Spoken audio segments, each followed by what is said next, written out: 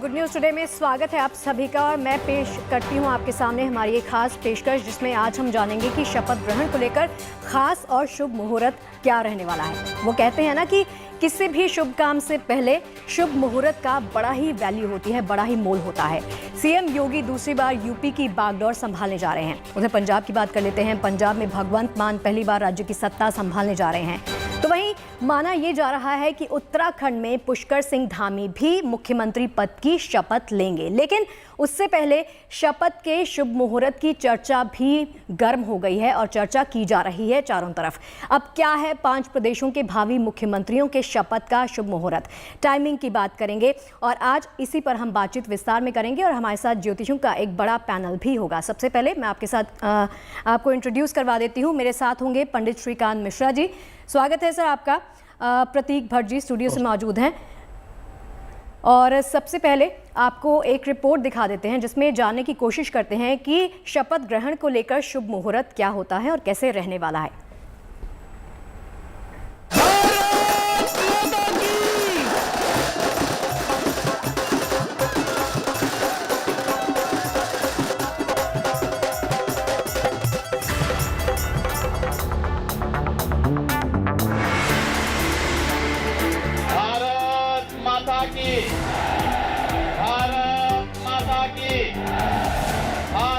वैसे तो लोकतंत्र में नेताओं की कुंडली जनता तय करती है, लेकिन नेताओं की कुंडली तय करती है कि कैसे चलेगी सरकार, कैसा होगा आगे का हाल और कैसी होगी सत्ता की चाल। जनादेश के बाद अब राजनीति का कुंडली काल शुरू हो चुका है।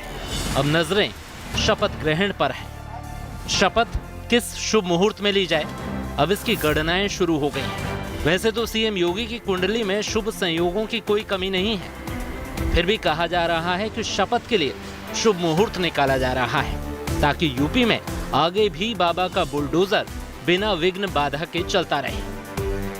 पंजाब ने चुनावी नतीजों में भगवंत मान का मान रखा। अब मान पंजाब का मान रख पाए, इसका दबाव आम आदमी पार्टी पर है। अब बारी सत्ता के अखाड़े में खुद को साबित करने की है। भगवंत की कुंडली क्या आगे भी करेगी कमाल, अब सबकी नजर इस पर है। शपथ के लिए भगवंत मान ने भगत सिंह का गांव चुन लिया है, लेकिन उनकी कुंडली ने उनके लिए क्या चुना है ये वक्त बताएगा। फिलहाल राशियों की चाल भगवंत मान के पक्ष में है, लेकिन कुंडली के हिसाब से शपथ का टाइम क्या हो इस पर सबकी नजर है। मंगल, शनि और राहु केतु का साया सबसे ज्यादा उत्तराखंड के सीएम की कुर्सी पर मंडरा रहा है। पिछले कई सालों से यहाँ सीएम की कुर्सी पर ग्रहों की टेढ़ी नजर है। उत्तराखंड के मुख्यमंत्री की कुर्सी ना तो किसी को ज्यादा टिकने देती है और कोई टिक भी जाए तो ज्यादा दिन सुखी रहने नहीं देती है। उत्तराखंड में पार्टी की प्रचंड जीत में भी पुष्कर सिंह धामी हार गए। ऐसे में नए सीएम की शपथ ग्रहण के मुहूर्त पर सबकी नजर है। तो क्या कहती है 5 राज्यों के भावी मुख्यमंत्रियों की कुंडली, किस शुभ समय योगी लेंगे शपथ,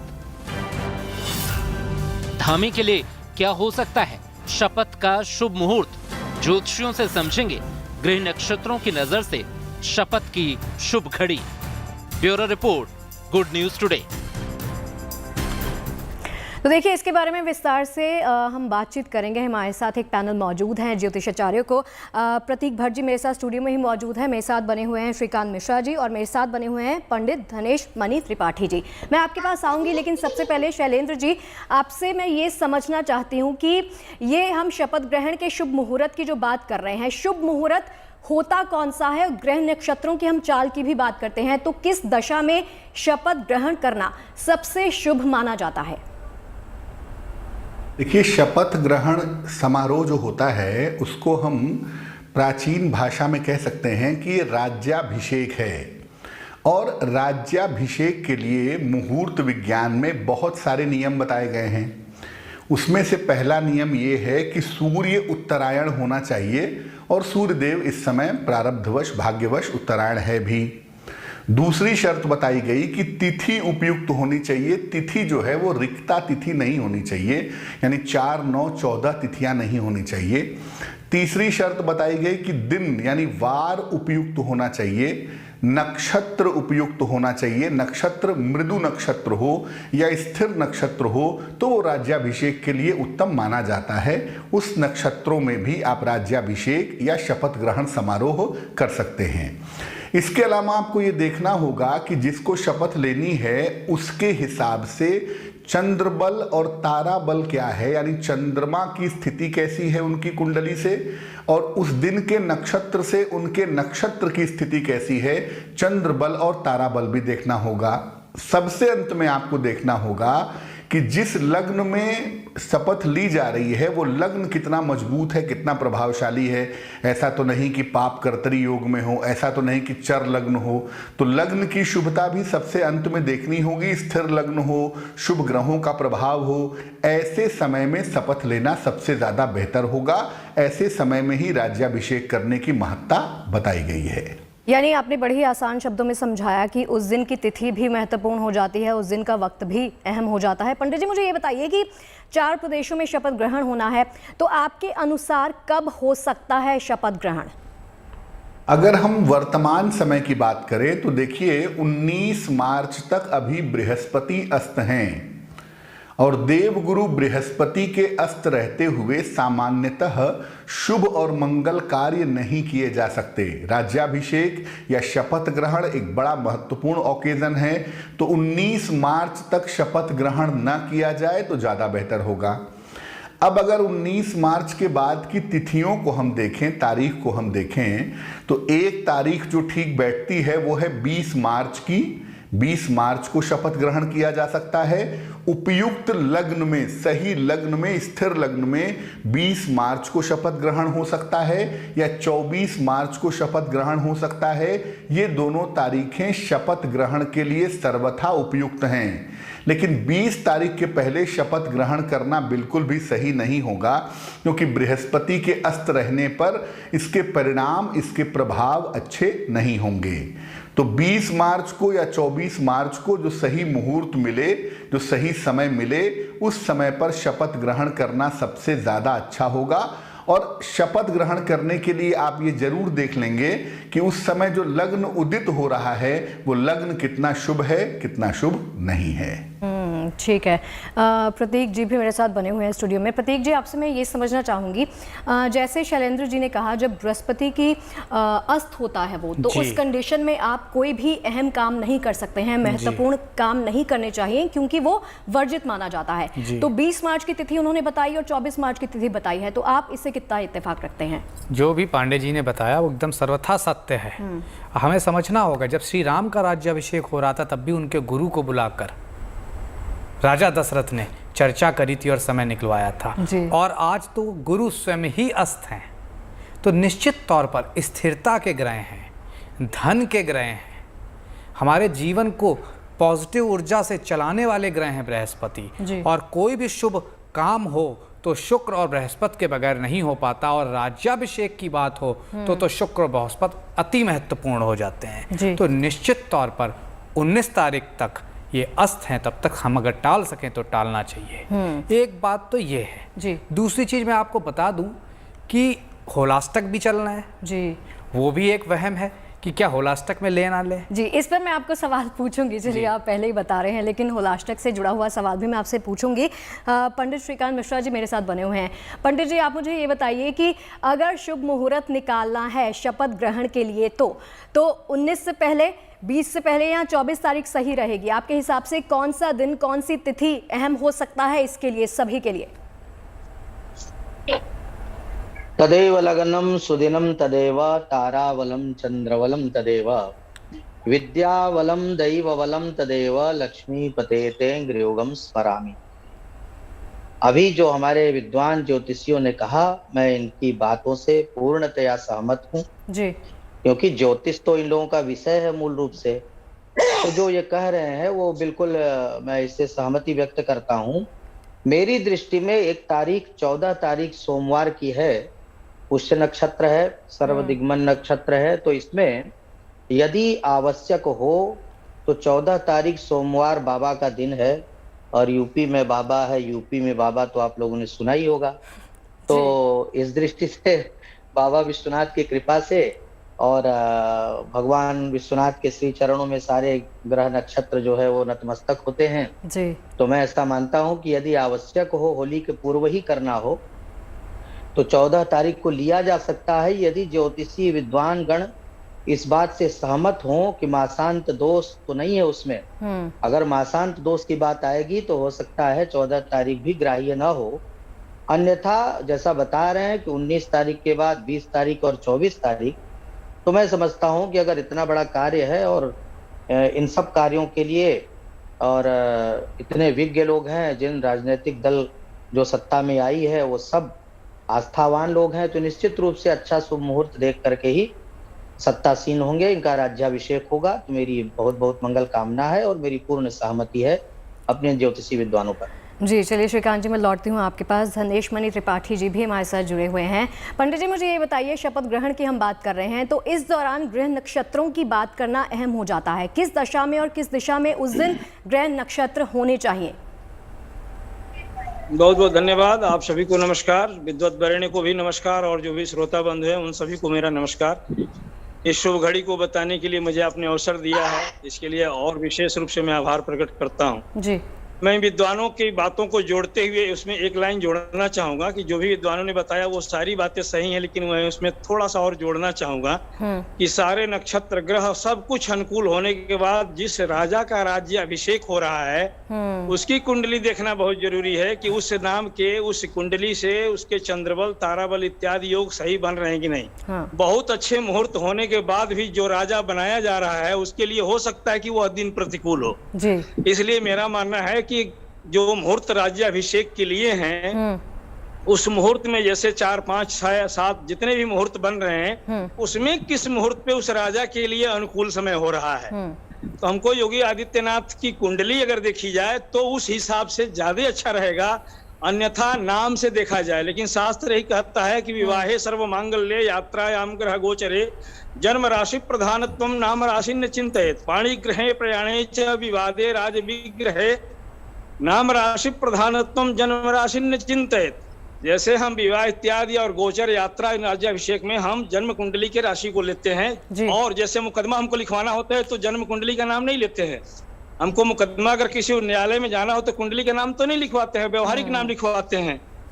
लेकिन विवाह में हम अपने जन्म नक्षत्र के आधार पर गणना देखते हैं और चंद्रबल इत्यादि देखते हैं। जी। तो हमारा मानना यह है कि राज्याभिषेक का मुहूर्त जिस दिन भी हो उस दिन योगी आदित्यनाथ के लिए वह दिन शुभ हो पा रहा है कि नहीं, ये बहुत महत्वपूर्ण बात हो जाती है।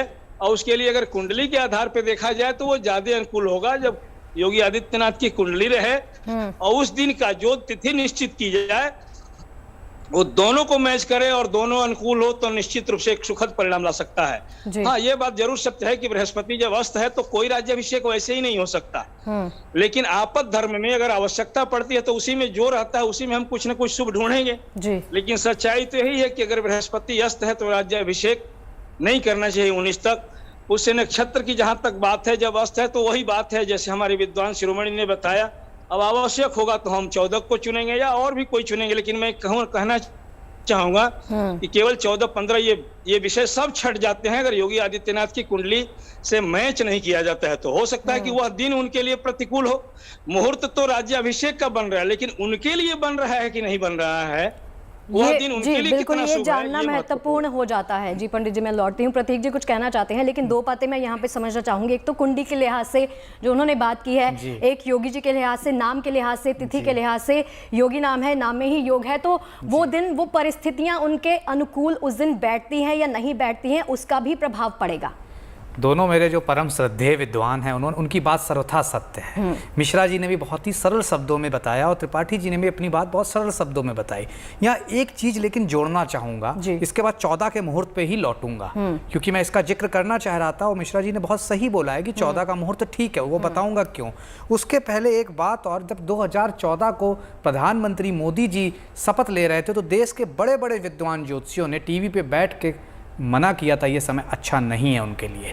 लेकिन आप देखिए 14 के बाद जो अश्वमेध घोड़ा उनका निकला वो आज तक नहीं रुका है। तो हमें समझना होगा, पहली बात, शास्त्रों में एक चीज और लिखी है, कर्मयोगी, योगी, धर्मयोगी, ज्योतिषाचार्य, हमारे सारे विद्वान जो कि कर्म योगी हैं, किसी भी तरह के कर्म में लीन है, योगी हैं, सन्यासी हैं, उन पर ग्रहण हो या फिर इस तरह का कोई भी मुहूर्त, उसका प्रभाव बहुत कम हो जाता है। ठीक है। जैसा कि मैंने पहले भी बताया था, चंद्र ग्रहण के दिन सामान्यतः लोग कुछ नहीं खाते पीते हैं। एक बार मैं चैनल में यहीं बैठा था, 24 घंटे में बैठे रहना था, मैंने जल ग्रहण किया। किसी ने मुझसे पूछा क्यों, मैंने कहा वजह साफ है कि हम लोग कहीं ना कहीं योग और संन्यास से जुड़े हैं, तो उन पर सब सर्वथा ये बातें सत्य नहीं होती है। तो अगर आप 5 राज्यों की बात करें तो सत्य है, लेकिन योगी जी के लिए, जैसा कि हमारे परम श्रद्धेय त्रिपाठी जी और मिश्रा जी भी कहते हैं, वो ले सकते हैं। अब रही बात 14 तारीख, 14 तारीख सही में बहुत ही ज्यादा शुभ दिन है, पुष्य नक्षत्र है, कर्क राशि उदय हो रही है। 2017 का जब मैं निकालता हूं और जन्मांक बनाता हूं तो कर्क लग्न में ही महाराज जी योगी जी ने कहीं ना कहीं शपथ ली थी। तो मेरे हिसाब से 14 तारीख बहुत बेहतरीन रहेगी, और अगर हम इंतजार कर सकते हैं तो निश्चित तौर पर 19 के बाद का इंतजार करना चाहिए और उनकी कुंडली से मिलान होना चाहिए, फिर हम कोई परफेक्ट समय बता सकते हैं। ठीक है, आप अंक की बात कर रहे हैं तो मैं 14 पर ही वापस लौटती हूँ। आप तीनों से ही ये मेरा सवाल है कि सबसे पहले जी मैं आती हूँ, जी पंडित जी मैं आती हूँ आपके पास। इन्होंने अंक की बात की है तो 14 की बात करना चाहूंगी। इसका मूलांक जो आता है वो 5 आता है, 5 बनता है, तो 5 बुध का अंक है, तो उस लिहाज से ये कितना अहम हो जाता है। प्रतीक जी से जानना चाहूंगी, आपके पास मैं लौटती हूँ। देखिए, बुध कहीं ना कहीं प्लैनेट ऑफ कम्युनिकेशन है, आदान प्रदान, तो संचार का ग्रह है। तो निश्चित तौर पर उत्तर प्रदेश में सबसे ज्यादा डेवलपमेंट क्या हो रहा है आज की डेट में, रोड्स का मायाजाल फैल रहा है। एक एक्सप्रेसवे के बाद दूसरा एक्सप्रेसवे, उसी के बाद संचार, चिप की फैक्ट्रियां लग रही हैं, सॉफ्टवेयर की फैक्ट्रियां, इंडस्ट्री लग रही हैं। तो निश्चित तौर पर बुधवार का जो न्यूमरोलॉजी के तहत आ रहा है अंक, वो बहुत बढ़िया है और योगी जी के लिए बहुत बढ़िया है, क्योंकि योगी जी एक समय बीएससी मैथ्स के स्टूडेंट भी रह चुके हैं। हालांकि उसके बाद महंत अवैधनाथ जी के पास आ गए थे। तो निश्चित तौर पर ये तारीख के हिसाब से भी 14 तारीख सर्वथा शुभ है। ठीक है, श्रीकांत मिश्रा जी मैं आपके पास आना चाहूंगी। पंडित जी मुझे ये बताइए कि होलाष्टक 10 मार्च से शुरू हो गए हैं, 17 मार्च तक चलेंगे। इस दौरान इस अवधि में कोई भी कार्य करना वर्जित माना जाता है, और अगर ये हो जाता है शपथ ग्रहण, लेकिन इन्होंने बता दिया है कि 14 तारीख जो है वो शुभ है एक तरह से, तो इस दौरान अगर आप कोई भी कार्य करते हैं तो उसका आने वाले वक्त में कोई प्रभाव हम देख सकते हैं? नहीं, मेरी दृष्टि में होलाष्टक का कोई इससे लेस मात्र भी संबंध नहीं इस विषय से। ये बहुत बड़ा विषय है और होलाष्टक का तात्पर्य होता है सामान्य विषयों से, और यह विषय जो है उससे पृथक है जी। दूसरा, हमारे पूर्व के विद्वान ने कहा कि उनकी कुंडली से, तो मेरा अपना जो दृष्टिकोण है, मैं ज्यादा नहीं जानता हूँ, हो सकता है हमसे ज्यादा उनके पास वो हो वैदुष्य, किंतु मैं इतना जानता हूँ कि देशे ग्रामे गृहे युद्धे सेवायाम व्यवहारिके नाम राशि प्रधानत्वम जन्म राशि न चिंतयेत। देश गांव में, युद्ध के मैदान में, सेवा में, व्यवहार में, नौकरी में, इन सब चीजों में विशेष करके नाम राशि को प्राधान्य माना गया है। जन्म राशि की चिंता न करने की बात शास्त्रों ने कही है। तो ये सेवा कार्य है, प्रदेश के सेवा के लिए आदरणीय योगी जी तत्पर हैं। तो 14 तारीख जिस पर विचार हो रहा है, मेरी दृष्टि में जो था वो मैंने कहा कि 14 तारीख का पुष्य नक्षत्र का और एकादशी की तिथि है, सोमवार का दिन है, तो मेरी दृष्टि में वो तिथि अच्छी है। और अगर 19 तारीख तक ये रुक सकता है तो अच्छी बात होगी। और होलाष्टक के विषय में जो मेरा मंतव्य है वो यही है कि इसका राज्याभिषेक का होलाष्टक से कहीं से भी कोई संसर्ग नहीं होना। ठीक है, धनेश जी आप कुछ बोल रहे थे और होलाष्टक के लिहाज से मैं आपसे भी ये समझना चाहूंगी कि स्थितियां अनुकूल रहने वाली हैं या नहीं। मैं होलाष्टक के बाद में बोलूंगा आदरणीय। पहले 2 विषयों पे मैं जरूर कहना चाहूंगा। जरूर। और चूंकि यह विषय राष्ट्र का है इसलिए बोलना चाहूंगा। मेरे बोलने का अभिप्राय कहीं कदाचित अन्यथा न लिया जाए। विद्वानों से भी मेरा आग्रह है, श्रोताओं से भी और आपसे भी। हमने पहले ही बात में कही है कि योगी जी के, अभी मैंने कहा कि वकालत में जाएंगे तो हम कुंडली का नाम नहीं लेंगे, वो राज दरबार में जा रहे हैं। लेकिन मैं ये जरूर कहना चाह रहा हूं कि उनके नाम से योगी आदित्यनाथ कर रहे हैं या आदित्य योगी कर रहे हैं। आपने पिछली बार देखा होगा उसमें संक्रांति समाप्त हो रही थी, बल्कि मुझे लग रहा है कि पिछली बार उन्होंने शपथ ग्रहण जब किया था तभी खरमास चल रहा था, जहां तक मुझे थोड़ा सा याद आ रहा है। लेकिन जो भी हो, मैं सिर्फ इतना कहना चाह रहा हूं कि उनके नाम से मैच जरूर किया जाए, कुंडली से चंद्रबल देखा जाए तो और अच्छा है, नहीं तो कम से कम नाम के आधार पे अनुकूलता देखी जाए, पहली चीज। जी। दूसरी चीज, अभी एक आदरणीय ने कहा कि सेवा जो कर्म करता है, जो कर्मयोगी होता है, उसके लिए मुहूर्त नक्षत्र का प्रभाव उतना नहीं रहता है। मैं एक उदाहरण देना चाहूंगा, इससे सारी बातें साफ हो जाएगी। शास्त्र कहता है गोधूली समय राजन कर्म चत्वारि वर्जयेत असनम शयनम चैव अध्ययनम मैथुनम तथा। कश्यप ऋषि और अदिति ये दोनों ऋषि हैं। अब मेरा मानना है कि अभी योगी जी बहुत आगे हैं, लेकिन अभी कश्यप ऋषि और अदिति से आगे नहीं है। और कश्यप ऋषि अदिति एक बार गोधूली के समय अदिति कामातुर हो जाती हैं और गोधूली के समय, शाम के समय में जा करके वो निवेदन करती हैं कि हम काम वासना से पीड़ित हैं, हमें तृप्त करिए। और वो मना करते हैं कि यह समय शुभ नहीं है, इसमें 4 कर्म वर्जित है। चलिए, आप सभी का प्रतीक जी, धनेश जी और श्रीकांत जी, बहुत बहुत शुक्रिया जी। मेरे पास थोड़ी वक्त की कमी है, शुक्रिया बहुत बहुत आपका इस पूरी बातचीत के लिए मेरे साथ। और चलिए, गुड न्यूज़ टुडे पर खबरें लगातार जारी हैं, आप कहीं मत जाइएगा। नमस्कार।